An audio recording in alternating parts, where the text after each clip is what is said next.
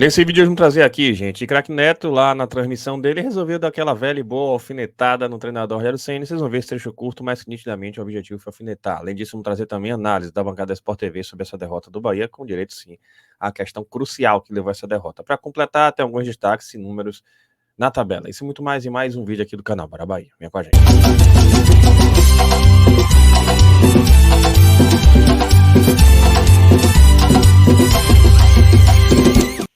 Fala, nação tricolor, bom dia pra vocês que seguem a gente aqui no canal Bora Bahia e hoje é mais um Plantão no Bara, mas antes disso, claro, aquela dica pra você aproveitar, a promoção da Centauro prossegue, gente, o cupom NEC15 tá aí pra você garantir mais 15% de desconto em produtos da Nike na Centauro e tá aqui uma opção bem legal, esse tênis tem várias cores, inclusive tênis Nike Air Max Impact 4 masculino, valor original R$ 749,99, tá saindo por R$ 469,73, gente, promoção top aí, isso ainda divide em 6 parcelas de R$ 78,26 sem juros, então clique no link, fique sabendo no primeiro comentário também na descrição do vídeo, acrescente aqui, cupom NEC15 e garanta logo essa oferta. Mas vamos para o assunto de hoje e a gente começa trazendo a situação do Bahia nessa partida e os números trazem para a gente uma situação, né, enfim, né, lamentável, porque vejam aqui vocês, posse de bola foi até equilibrada 58-42, mas eu destaco aqui, ó, ataque, finalizações 17 do Bahia contra 5 do Corinthians, sendo 6 do Bahia no gol, 2 na trave, e no Corinthians 2 no gol, 1 foi gol. Tá aí, gente, a situação que chama a atenção, o Bahia até no final ali do segundo tempo fez uma blitz, poderia ter empatado sim, mas não se viu um Bahia organizado, se viu o Bahia afobado, assodado, sem muita organização, e essas finalizações, esse excesso não foram decorrentes de uma construção muito limpa, então é um Bahia que sofreu realmente, não fez uma boa partida, sofreu muito no primeiro tempo, fez um primeiro tempo sofrível, no segundo tempo até equilibrou, mas não teve aquela organização típica do nosso Bahia para conseguir vencer. O placar que acabou representando um Corinthians muito mais efetivo, mérito do Corinthians e competente do que o Bahia. Sobre isso, está até aqui a situação da tabela, e o Bahia caiu para sexto lugar, o São Paulo empatou com o Juventude e ultrapassou o Bahia, e o Fortaleza venceu o Atlético Goianiense, também ultrapassou o Bahia, chegou aos 32. Qual detalhe, gente? Vencer Atlético Goianiense quarta-feira. O Bahia vencendo, chega aos 33 e a depender de resultado de Fortaleza e São Paulo, o Bahia pode, quem sabe, terminar o primeiro turno no G4, Botafogo, Palmeiras, Flamengo e de repente o Bahia nesse final de primeiro turno. Mas fico alerta no sentido de que é preciso voltar a pontuar, foram 6 pontos valiosíssimos perdidos em nossa casa. Sobre isso vou trazer questões envolvendo o Corinthians, que eu acho que é importante porque são dois jogadores que chegaram agora, nessa segunda janela, para a gente entender como é importante se reforçar, e um deles é o zagueiro André Ramalho, chegou ao Corinthians, e tá aí, gente, sua estreia pelo Corinthians foi um destaque SofaScore, foi o segundo do jogo, inclusive, foi bem, é um jogador experiente, um jogador que fez uma leitura boa de jogo, e veja, chegou nessa janela agora, já começou a mudar um pouco mais a questão da proteção defensiva do Corinthians, muito bem utilizada pelo treinador Ramon Dias. E para mim o principal que fez a diferença foi essa aqui, Alex Santana, inclusive foi melhor na nota SofaScore, e juntamente com o Hugo Goleiro, ele também foi muito importante, principalmente ele,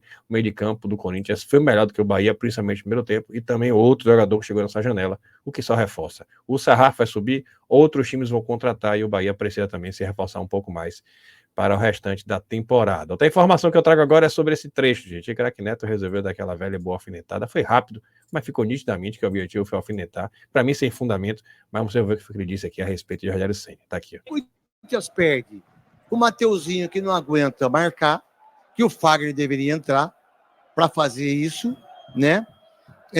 E no momento que entra o Breno Bidon, no momento que entra o Wesley e entra o Giovani, fecha, fica próximo, não precisa ficar aberto.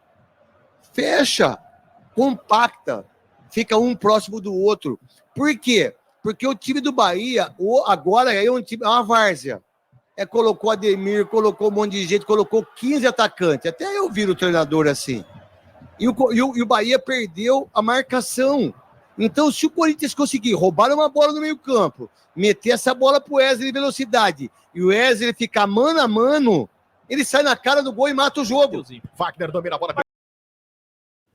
Aí, gente. Teve até isso mesmo, realmente. Se o Corinthians caprichasse no contra-ataque, poderia ter resolvido no fim do segundo tempo. Mas, né, percebam aí que foi a nítido, alfinetava. Até eu vi o treinador assim. Primeiro porque não foi o que aconteceu, o Ceni não encheu o banco de atacante, pelo contrário, só colocou Ademir depois que a torcida pediu e demorou de colocar Ademir para ter sido para mim a primeira substituição, para distensionar, ampliar o jogo do Bahia. O Rogério Ceni para mim errou nesse jogo, nesse tipo de escolha para mim foi equivocada e também contra o Cuiabá errou, de se lembra, aquelas trocas de laterais, enfim, mas Ceni continua sendo Ceni. a gente tem que valorizar o trabalho dele, tem muito mais balança positiva, mas percebe nitidamente que Neto resolveu alfinetar, porque pelo visto eles não se gostam desde os tempos lá da rivalidade de São Paulo e Corinthians. Claro que Neto fala ali que o Bahia virou uma várzea, não concordo, o Bahia no final do segundo tempo jogou com vontade, com intensidade, mas poderia ter empatado, foi um detalhe ali também, agora convenhamos, né? O Bahia jogou muito abaixo do que deveria ter jogado e tem que sim sentir na pele que é perder mais uma partida em casa, 6 pontos preciosíssimos perdido aí na Fonte Nova. Agora repito, né, o que Neto fala sobre Ceni não convém, dizendo que até eu vi o treinador assim, é um menosprezo desnecessário que para mim, por mais que Ceni tenha errado, não se fundamenta, inclusive com o histórico do treinador Rogério Ceni. Parece muito mais recalque do que outra coisa. Para finalizar aqui, gente, vou trazer a bancada da Sport TV, tem esse trecho aqui que eu acho interessante, de forma bem objetiva, eu vou trazer para vocês, porque traz algo para mim foi crucial para a derrota do nosso tricolor de aço. Tá aqui. Um pontinho do Bahia. E, de repente, quando a gente começa a gostar do jogo, se movimenta mais, o Alex Santana começa a aparecer mais ali na frente, com o Rian também. Depois a gente vai até destrinchar essa escalação do Corinthians, que foi bem diferente.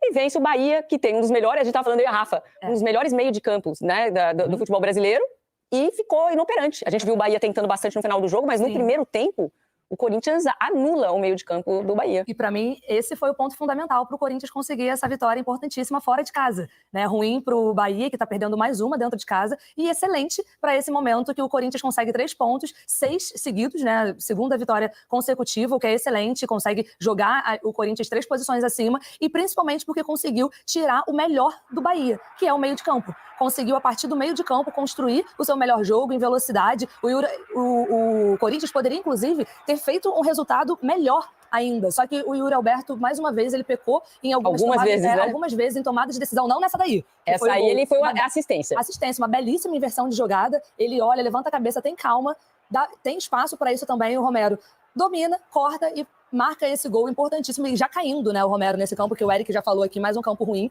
ele já caindo. Então, assim, essa decisão foi ótima do Yuri Alberto, mas ele teve outras decisões em que ele pecou e que poderia ainda ter dado um placar elástico pro Corinthians. E o Romero, né, que a gente sempre olha assim um pouquinho, né, ele é um bom jogador, ele não é um grande jogador, ele continua fazendo gols muito importantes pro Corinthians, desde o ano passado, né. Hoje, mais uma vez, é um gol que vale 3 pontos, e esses 3 pontos lá na frente podem ser decisivos para a briga do Corinthians no campeonato, seja ela qual for, fugir do rebaixamento, conquistar uma vaga numa das Copas, enfim. É vitória que te habilita a pensar em alguma coisa melhor até do que só fugir do rebaixamento, eu acho. Assim, o Corinthians engrenando, tendo uma sequência de bons resultados, está tudo muito embolado ali embaixo. A gente vai começar o segundo turno sem... Eu acho que assim, há muito tempo a gente não tem um campeonato que a gente começa o segundo turno podendo acontecer tudo, na parte de cima e na parte de baixo, sabe? A gente tem 3, 4 times na parte de cima brigando pelo título, mais destacadamente 3, embaixo muita gente ali brigando, no meio muita gente também lutando por vaga em Copa Libertadores, em Copa Sul-Americana. Então, assim, eu tô imaginando um segundo turno assim, muito, muito, muito emocionante. Até porque a gente vai ter também o acúmulo das Copas, né? E o mês de agosto ele vai ser insano para todo mundo.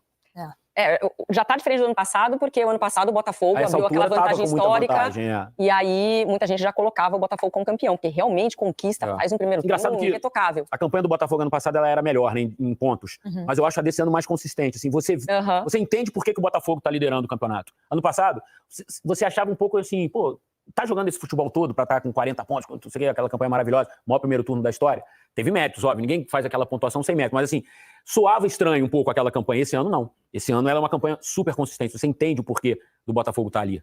Bom, nesse jogo, o Bahia é um time já consolidado, já tem um trabalho, né, consolidado do Rogério Ceni, a gente já sabe como o Bahia joga, já sabe, né, é um time que a gente conhece. O Corinthians de Ramon Dias é um Corinthians que a gente está conhecendo. E a escalação que ele opta, e a gente está vendo que ele está preferindo os caras mais cascudos. Mais experientes. Mais experientes. Então, ele fez no Vasco também ano passado. Exatamente, está repetindo. É uma fórmula dele dividir responsabilidades com o elenco, né? Tá um pontinho do Bahia. Aí, gente. É isso, né? Tô trazendo esse trecho curto aqui, mais curto da apresentação, porque trazem algo que é muito importante para a gente falar, que é justamente essa estratégia que o Corinthians usou, que o Cuiabá também usou, anular o meio de campo do Bahia. E jogadores com posição física, com mais forma de defender ali, mais proteção defensiva. Então, o Bahia precisa lidar com isso, o Rogério Ceni precisa criar alternativas para esse tipo de adversário, para completar, o Bahia precisa se reforçar, porque com mais reforços você traz mais opções e amplia o leque de opções para o nosso modelo de jogo. Fico alerta, claro, não é terra arrasada, não é normal, vai oscilar? Vai, mas o Bahia precisa ter repertório para responder logo a essa oscilação, e ter repertório significa Ceni trazer mais variações, e o Bahia se reforçar nessa janela, a gente vai continuar cobrando, para além, inclusive, de Lúcio Rodrigues. Se você gostou, deixa seu like, se inscreva no canal, compartilha com geral, ajuda a gente a chegar aos 70 mil, aproveita a promoção da Centauro. Tamo junto, saudações de colores e até a próxima.